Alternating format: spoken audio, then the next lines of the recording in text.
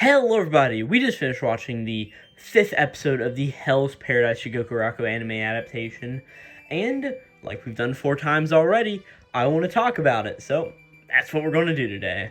Let's get started with it. So, to me, this is really an interesting place for Hell's Paradise Jigokuraku. We're almost halfway through the core, and we've covered a solid amount so far, and this episode isn't quite the end of what I believe to be the prologue of Hell's Paradise, but it's really getting very close to it. So, just a general idea of this episode. So this episode is titled The Samurai and the Woman. It is episode 5, of course, and it covers chapters 10, 11, and 12 of the manga nearly flawlessly. And then it also covers like the first page of chapter 13. So it's like really just like 3 full chapters in here. And if I'm not mistaken, last episode we covered about 3.5 chapters. So it seems ever since the first 2 episodes, which each covered 1 chapter each, we're covering about 3 chapters, which I think that's very fair for the anime to a good pacing thus far. So with that, I guess we just need to hop into the episode, and we actually don't have any episode to start out talking about. We actually have the opening, which of course is work by Millennium Parade and Reno Shina, and yeah, it just opens up with the opening. There's no anything between it. It's opening, here we are, alright, now on to the episode itself. So this episode actually starts off with where we left last time. Sagiri had just fainted, and last time we also saw the Chobe brothers do their thing, but we start off with Sagiri, who is sort of having like a mental image of her father, who is also Yamada Saimon, sort of standing there over her and sort of looking down on her as she sort of wakes up from her dream, and she's all protected and everything, right? And we see that everybody is around here. We at least see Senta, and Senta's like, oh, Sagiri, you're up already. And he pretty much explains that she was poisoned by the butterfly's scales, some of these like man-eating butterflies or whatever you want to call them, right? And she ended up losing consciousness, and Sagiri starts to stand up, and it's Genji in here, my bad, but Genji's just like, hey, you should probably like stay down, right? It isn't good for you to get up, right? But Sagiri's just like, I can't take my eyes off my prisoner, as she goes outside to look around, and we see Gabimaru, who is actually making dinner for everybody, Senta, and Yuzuriha. Senta seems to be repairing everybody's clothes, and Yuzuriha is sort of just laying on like a hammock she made, just not really having a care in the world, if you were to say.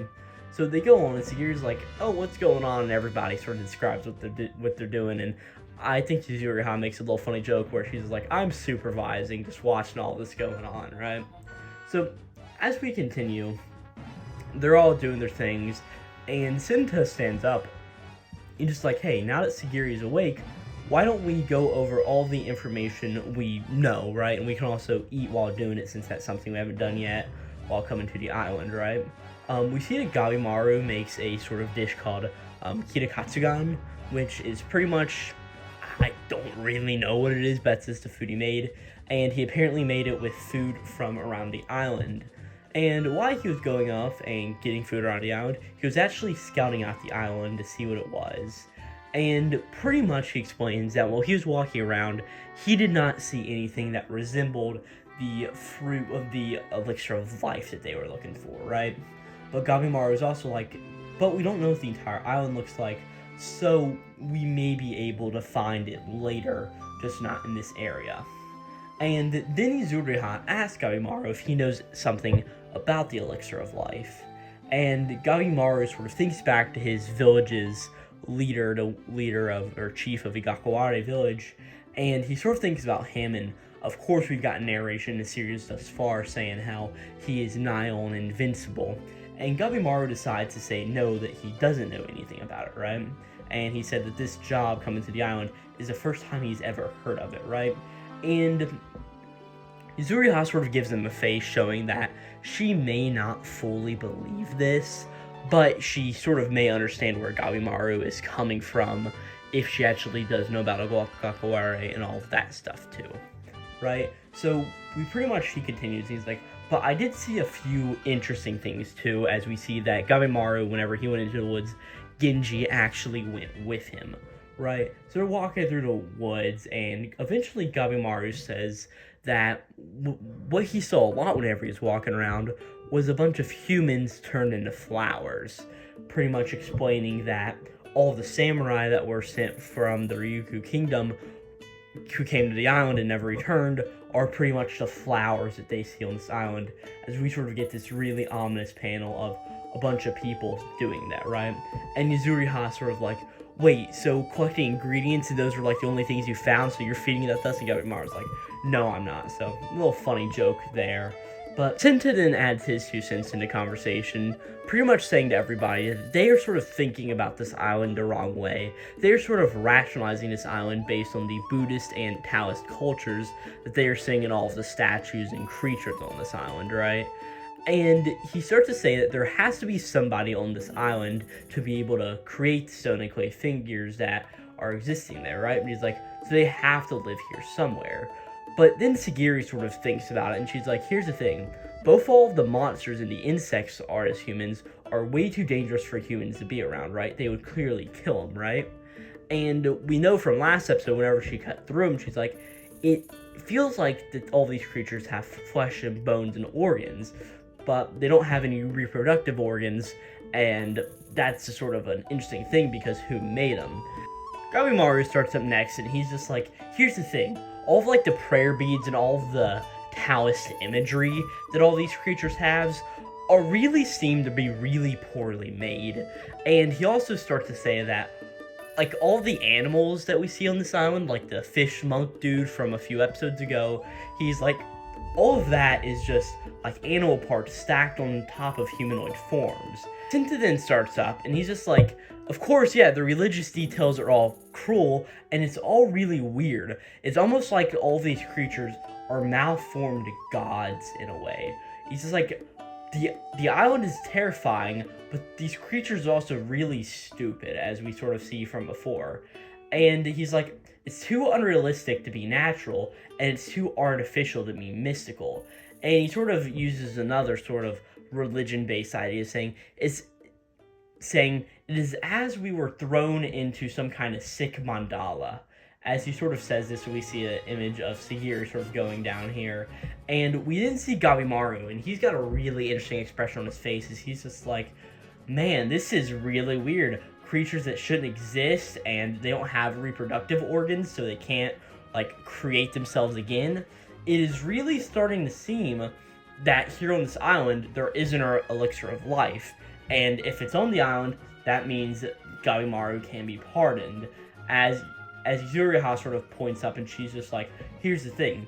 Unless we already died and this place is the afterlife, and Senta's is like, oh, I certainly hope that's not the case. But they're all like, we need to figure out where these monsters live and how they get around the island, right? We need to study the ecology here and really just figure out what is going on with all of these guys, right? And he's like, that is the best way that we can possibly try to fix this elixir. As all of a sudden, we cut to later that day where Sagiri's outside, and she's sort of thinking about, it's only been a matter of hours since we've arrived on the island, and already so much has happened. As Genji suddenly follows Sagiri outside, and Sagiri sort of reacts like, oh, hey, look, it's Genji, right? And Genji has a really interesting line here. He's sort of like, you are a daughter of the Yamada clan first, and a samurai second. Sort of saying that her samurai isn't really the best, right? That she is really just a girl of the Yamada clan first. And he's just like, the shogunate probably wouldn't object to me overtaking your role, so why do we bother with this? And he's like, just go home, Sagiri. As Sagiri grips her blade, and she's like, this is my job to do, right? You don't really get to tell me what to do. This is my decision, right?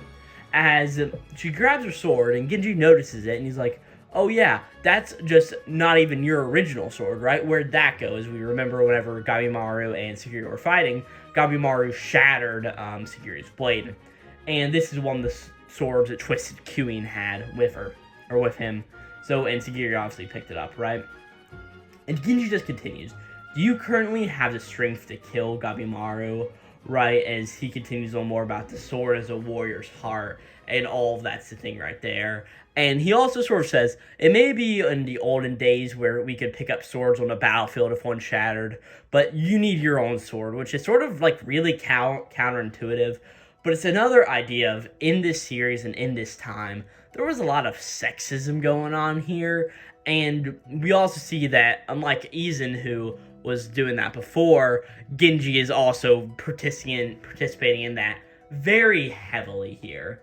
As he sort of starts to go on through this, and he's like, your sword skills are exceptional, and you are a great sword tester and executioner, but this is a battle situation, and you're not cut out for that, right?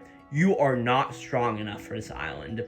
And all of a sudden, Sinta walks out, the other Yamada Asaemon here in this group, and he's like, but would it be that easy to return, though? As all of a sudden, he says that, and he's like, we've got to realize, most samurai sent to this island have not returned back home. So how come they didn't get out of here? I mean, they had boats. As all of a sudden, we just cut away from them, and we go to the last duo of executioner and prisoner that we haven't seen yet, right? This is the duo of Yamada Asaemon Tenza and Nuragai. And we sort of see they're going around here, and we see that Nuragai is a younger child, right? Not really... I don't know if like the data book has official age or anything, but she's got like probably younger than 15 or something like that, if I had to guess, right? And this guy Tenza here, and he's just like, we need to get away from the island, right? And he's just like, we've got to get away from here, but the fog is so dense, what's going on? And Nurgai's just like, why are samurai so stupid? Just read the currents in the water, and you'll figure it out. My grandfather always used to tell me to do things smarter, not harder, right? And you're just going to get wet relying on brute force to exhaust yourself here, right? And all of a sudden, Tins is just like, that's a great idea. You're so smart, Nurgai. Is that the wisdom of the Sanaka? I guess that is Nurgai's tribe, because Nurgai, of course, is one of these people who was a criminal but got persecuted for sort of wrong reasons, as we'll find out later. And pretty much Nurgai's like, yeah, it's what my grandfather told me. It's usually force inefficiency, right? But then she continues, and it's like, even if we're able to leave the island, I'll be executed if we don't have the elixir. And Tenza, we can sort of tell, he's sort of like a bit of a dunce. He's just like, oh, I'll just talk to the Shogun with you, right? I promise I'll see you home safe, Nurgai. And he even calls her Nurgai-kun, which I guess I sort of spoiled it here, but at this point, we know that Tenza thinks Nurgai is a boy, but Nurgai is actually a girl, as we'll find out later in the episode. Ha ha ha. Funny joke, misgendering characters for the fun of it. But pretty much Tenza says that out of all of the criminals participating, you deserve to live the most. As he's sort of like, oh, look at that, we can go home now. That's a really big ship. It's almost like the Shogun's. As he points to this ship, and Nurgai and Tenza both look at it, and all of a sudden, all we see is just these ships are being destroyed. And we see that in these ships, there are the Buddhist sort of Taoist creatures sort of popping up all of a sudden. And at this point, we get to break in the episode. So after the break, we cut right back to the action, where Tenza and Nurgai are here, and all of the creatures are around them. And pretty much Tenza's like, oh crap, what are we gonna do here? As he starts to draw his blade and he pulls it out, and Nurgai's like, wait, don't, why are you doing that? And Tenza's just pulling it out, and he's like, what are you talking about? Nurgai's like, hold on a second. Most animals and creatures are sensitive to shining objects and hostility. So you doing that is really screwing us over. And she's like, we really could have just gone and turned back our way if you didn't draw your sword. And I really like the line Tenza gives here. It's like, I'm sorry, I don't understand this complicated stuff. As Tenza and Nurgai here, and Tenza's like, hey, we need to search for an unstable ship. As they start running forward, and Tenza shows off some very cool sword skills as he's just going through and chopping up all of these sort of tentacles of this beast that has now come around them. And Nurgai's here, and she's sort of just running through here, and she's like, I typically don't believe in things that don't exist, but is this my divine punishment? As we go into Nurgai's flashback here, we see that she is somebody of the Sakana clan. And pretty much because she's of this clan, her people live in the forests and the mountains. And pretty much what's going on here is she sees a bunch of wounded warriors who are all just fighting on the ground. And she's like, hey, you guys need help? I can escort you to the base of the mountain. And they ask her if she is an Amishi. And she's just like, what is that? And pretty much, we don't get explained what it is until here a few minutes later, but pretty much an Amishi is somebody who doesn't obey the shogunate, and they refuse to submit to them, right? As we see that Nurgai leads them to her village instead, where all of these warriors end up killing her entire tribe, and she is the only one left alive. And she sort of has these nightmares of her grandfather telling her to run after this, right? And she's like, I'm sorry, I didn't mean to get everybody killed by bringing them here. What am I to do? How I ever atoned to this? As we see that she is in her holding cell, probably about to be executed. As we see that Tenza comes up to her, right? And of course, we've sort of seen this twice now, with how Sagiri came to Gabimaru, and how Toma came to Aza, Chobe. And Tenza comes up and is like, hey, I don't really know who you are, and I don't understand why an innocent boy, because he still thinks she's a boy, should be executed. And he's pretty much just like, I have a way for you to live, and if you want to live, then you should live. And Nurgai's sort of here, and she is having this really internal debate of not being good enough. She's like, should I live so the village's bloodline doesn't end, or should I atone and die because of what I did for the villagers here? As all of a sudden, Tenza and Nurgai are running along, as all of a sudden they see Kisho, who was the sort of like purple-haired sword tester, who was the guy that was Twisted Queuing's dude. So they're here, and they're pretty much turned into flowers, right? They have become what we have seen most of the people on this island end up becoming inadvertently. And Nurgai is just like, oh man, what's going on here? As Tenza goes up and practically hugs Kisho, like, hey, it's me, Tenza, don't you recognize me? And Nurgai's like, you're doing a stupid thing, Tenza, you don't crowd around this dude, it's too late. As all of a sudden this creature, this tentacled beast, comes up again and rips off the lower half of Kishi's body, as Nurgai sort of sees this, and it looks exactly the way that her grandfather looked whenever he had gotten sliced in half. And Nurgai's just like, oh no, this isn't good, as they just get surrounded by all these creatures. And Nurgai sort of has this introspection, as she's just like, I don't want to die, as Nurgai sort of has this fearful introspection of just thinking about her grandfather telling her to run. And Tenza's like, what are you doing here, Nurgai? As Nurgai sort of starts to go into the idea of, if you're going to flee, then flee alone, right? Don't worry about me. I've been wondering if I should live or die, and I finally understand this island is divine punishment. I killed my grandfather and everybody, and I just have to die. As Tenza's like, shut up, I don't understand. Why do you have to die? Why does any of this mean that you have to die? As she sort of goes on, and Nurgai's like, the Sanaka convention is to live in the mountains, in the village, and I have to live for them, for the people, and I killed them all, so I don't deserve to live. And pretty much, Tenza is just like, I don't understand this. What is this stupid convention you're going on about? I don't understand the big words. I'm a little bit stupid. He's just like, just tell me what you mean. As Nurgai's like, just forget about me. Don't worry about me. Like, don't worry about any of this. As Tenza's just like, explain to me. Until you explain it to me, I'm not leaving. As he does a lot of really cool sword fighting, and he's just like, yeah, so just explain it to me. And Nurgai's just like, no, I'm not going to do that, since like I've nearly reached my limit at stamina, right? I'm nearly done. As he's like, just explain it to me already. As Nurgai's just like, I don't know what to do. He's just like, I'm asking if you want to die.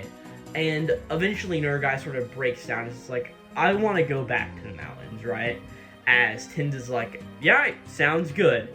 As he points over to the distance in the water, and is like, well, there's a usable boat over there, so you know what that means? We've got to fight our way. As he throws Nurgai a sword, and they both start to run on into the boat. And next thing we see is that they've arrived back on the shore of the island, right? We see that Nergai is practically holding Tenza up, thinking that he is all bloodied and bruised, and he's just like, hey, Nergai, you're strong, and thank you for that. And he's just like, we escaped those monsters for now on the ship, but we made it back on the island. As Nergai sort of says, like, yeah, I bet all the currents probably lead back into this area. It's a way to prevent anybody from leaving the island, right? And they pretty much go into an idea of, like, what the ecology of this island is. And Tenza's like, just hold on a second, right? We can talk about all of this and all that good stuff once we're all clean of blood, as we see that they're all both very bloodied. And we see that Tenza's sort of taken all of his shirt off and everything and clean up all the blood. And, oh, he looks over Nergai and he's like, oh, Nergai, your form is really girlish, I have to say. And that's when sort of Tenza gets his reveal. Nergai phases him, and Tenza gets very flustered about it. And he's like, face your way if you're a girl, right? And pretty much Nergai is just like, haha, I'm just making fun of Tenza for it. And she eventually says that, hey, I've fallen for your chivalry.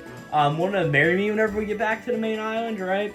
And pretty much Tenza's like, all the stuff of the island and everything, this is just too much for my brain, right? I'm stupid, you see.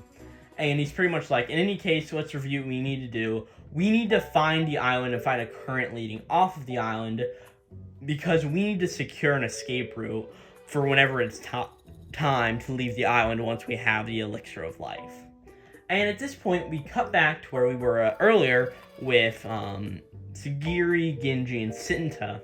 All of them just standing around, and Genji doing his whole thing of, Sagiri, you need to leave this place. So we sort of see here, and Genji's still being a massive asshole about all this, right? He's like, once the dawn breaks, you should sell home, Sagiri. You don't belong here. This job is too much for a woman, right? He's really just playing in that really sexism idea in a way, right? And Sinta starts to speak up, and he's just like, I half agree with Genji here. I really feel like you should leave this place if you can, but the other half of me wants you to stay, because you are the only person who can stop Gabimaru if he goes on a massive rampage. And Yuzuriha's like, what do you mean? And Sinta's like, Gabimaru seems very different than when I first saw him on the beach, right?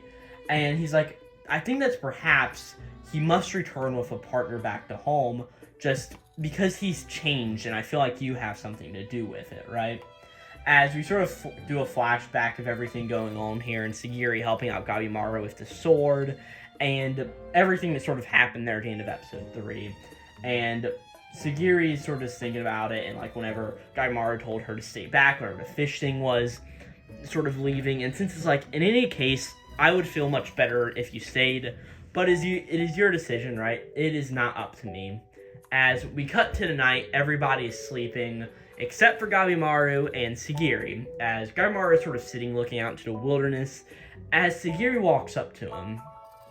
And Gabimaru's like, I'm not going to run, you know, right? You have to watch me all night. And he's like, I'm not going to sleep. And Sagiri's just like, I'm taking turns with the other Simon. It's just how we're going to do this, right? And Gabimaru's like, well, what are the other groups doing, right? Just the teams of 2. As it sort of makes sense because, like, is Tenza going to watch after Nergai while she sleeps? With a team of 2, it just doesn't really make a whole lot of sense, right? Gabimaru's like, the Shogunette's plan is looking increasingly faulty the more we sort of go on here, right?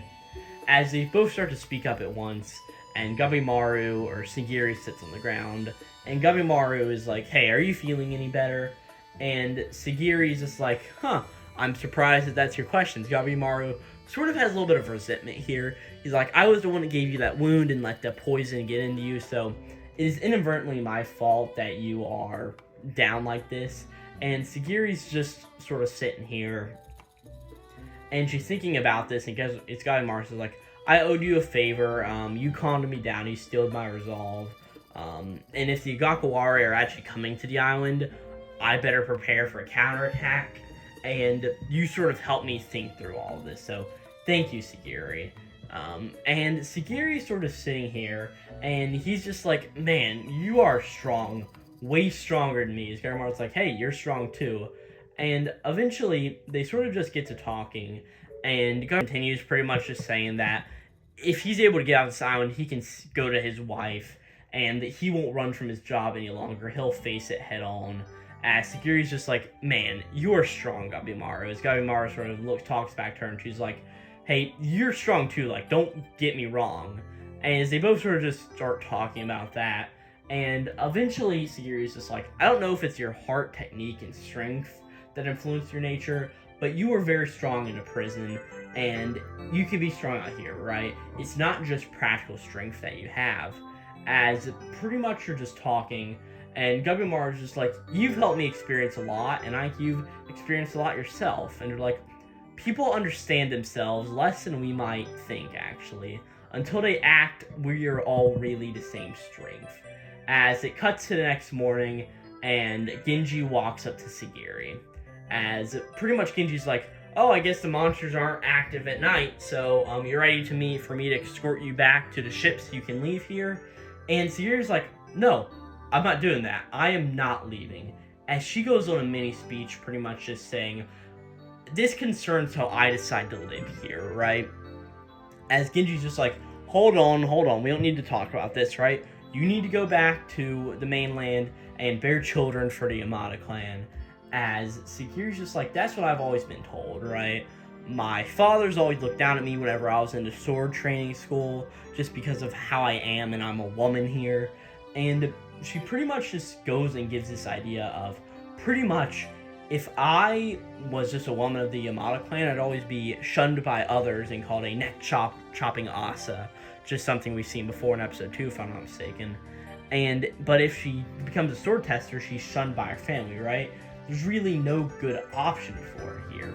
As eventually she's just like, if I leave this island now, it'll follow me and haunt me for the rest of my life. As Genji sort of starts saying, like, that pained me to hear.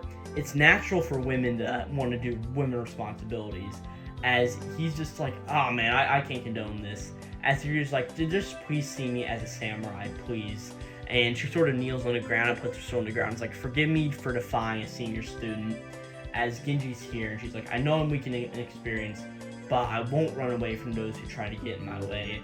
As we sort of cut around and we see Gabimaru, Yuriha, and Senta. We see the Chobe brothers. We see Nuragai and Tenza. And we also see Fuchi and Gyu Tetsutsai. And she's just like, please understand.